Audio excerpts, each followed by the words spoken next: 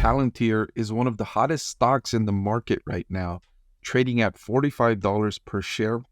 It's almost quadrupled from the beginning of the year when it was closer to $10 per share, or I should say it's tripled from the beginning of the year where it was around $15 per share.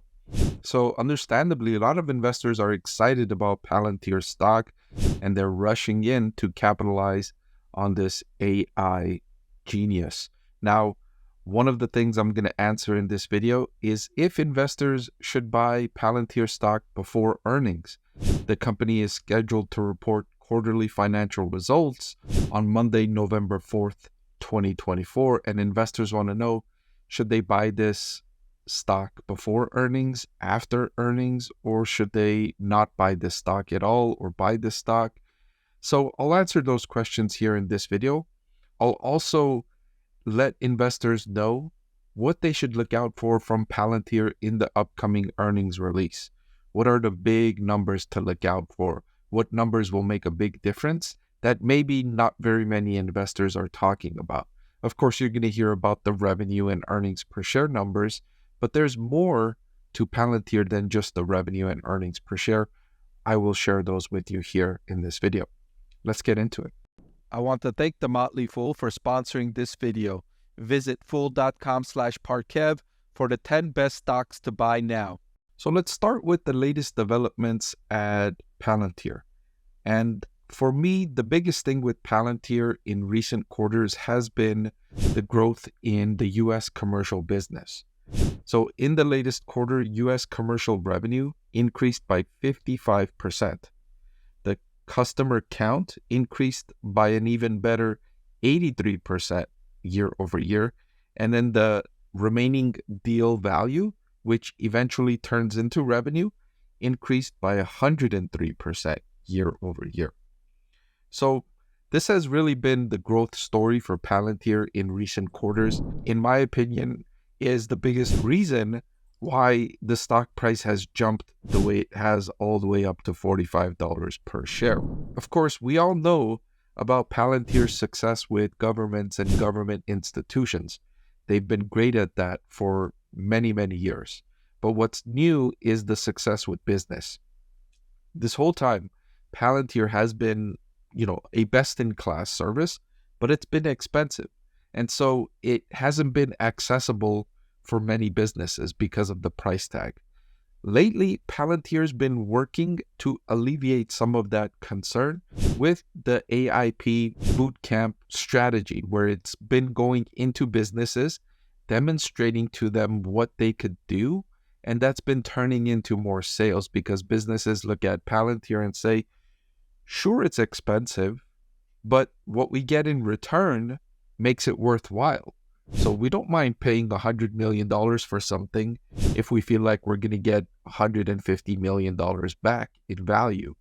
And when Palantir goes in and demonstrates what they can do, it convinces businesses that it is worthwhile.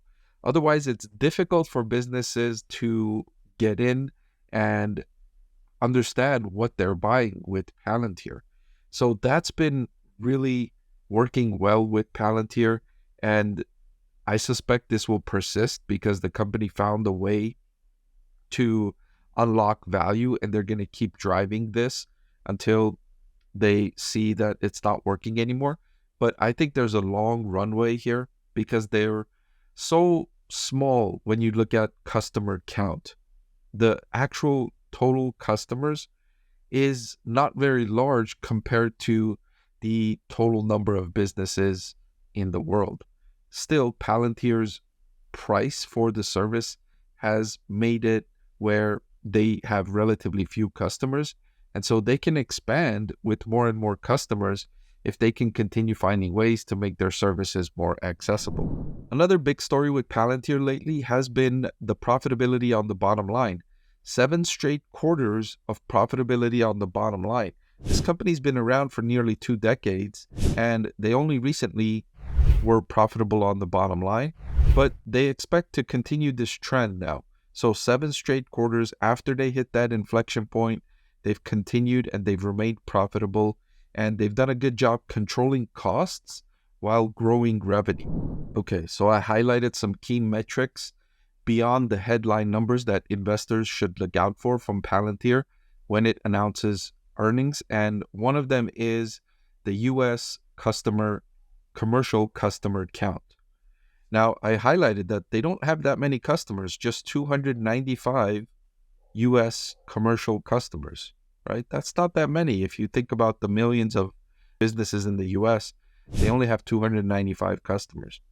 And so there's a long runway for growth if they can continue enhancing their service, offering it, making it more accessible, finding ways to have it be more accessible to a business with not so much revenue. It doesn't have to be a multi-billion-dollar business. If they can make it more accessible, that's going to be the key here. And so you want to see continued growth here, 295. I want to see at least 10% growth here in this number.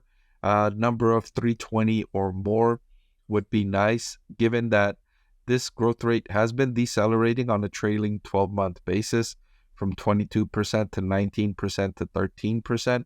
So you want to see at least 10% growth there quarterly. So about 320 or more would be a nice number. Anything, let's say if it's 350 or more, that will, I think, drive a really big surge in the company's stock price. I'm not expecting a number at 350 or above, but if they do report something like that, boy, will investors get excited about that number.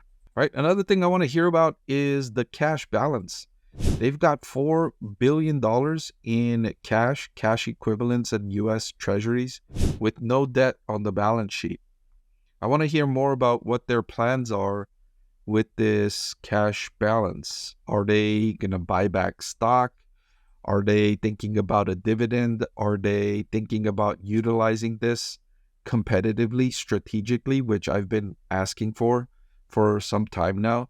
Remember how I talked about they are so expensive that many businesses cannot afford their service, but they could use this cash balance strategically to offer deals to businesses and say, look, we'll offer you our service and you don't have to pay us until 6 months later or 12 months later or even 18 months later. They can offer these attractive terms because they have so much cash that they don't need the company to make the cash payments. What they would prefer is to lock in a sale. And if they're so confident, which their services have generated such good results, and they are confident in what their services can bring to a business, just secure the deal and tell the business, pay us back 12 months later after we prove that our product will add value to your business, then pay us back, right? So get creative and don't just let this cash balance build and build and build because you're not utilizing it. It's only sitting around getting 4 or 5% return on a U.S. Treasury government bond, where I think that given the company's position, given all of the growth opportunity it has ahead, I would like to see them utilize their cash more than just letting it sit and build. But at the same time, they are doing a good job controlling costs and keeping profit margins up. So I don't want them to get out of character and just lavishly spend this money, but I want them to find effective areas to deploy this capital. Don't just let it sit around and build up. All right, so given this recent run-up in Palantir stock price, it's now trading at a forward price to earnings of 104. This is the most expensive this stock has ever been, according to this valuation metric. This is significantly higher than where it was earlier in the year. I did have Palantir stock rated as a buy to start 2024, and I told investors to take profits somewhere around April or so. I don't remember when, but it was definitely before this big surge and run up in Palantir stock price. Even after I took Palantir stock down, you can see I have it now rated as a hold. I brought it down to a hold, and I last updated that on August 21st. But since I, downgraded it to a hold, the stock price has still increased since then. So should you buy Palantir stock before or after earnings? I would say not to buy before earnings. I feel the stock is so expensive that there is considerable downside in the earnings release. If there are some numbers that are not good, if there's concern, there's more downside risk here to Palantir stock, the valuation at a super premium price here. And I don't think there's that much upside following the earnings release because the valuation is already so expensive. Now, I made a similar prediction heading into Tesla's earnings release, and that was wrong, right? So Tesla went into the earnings release being traded at a super expensive valuation, and the stock price increased by 20% anyways, following the very, very strong earnings release. So that could happen with Palantir here, although I think the probabilities of that happening are not that strong. And I felt the same with Tesla. But there could be a surprise here. But I think when you're evaluating risk versus reward, I think it would be more prudent to wait until after earnings with Palantir stock. If you're interested in buying, evaluate the latest financial results and then make a decision afterwards. Hey everyone, if you like watching my videos, then I've added a great complimentary product just for you. I've written a book that's available for sale now that highlights my 6-step investing framework.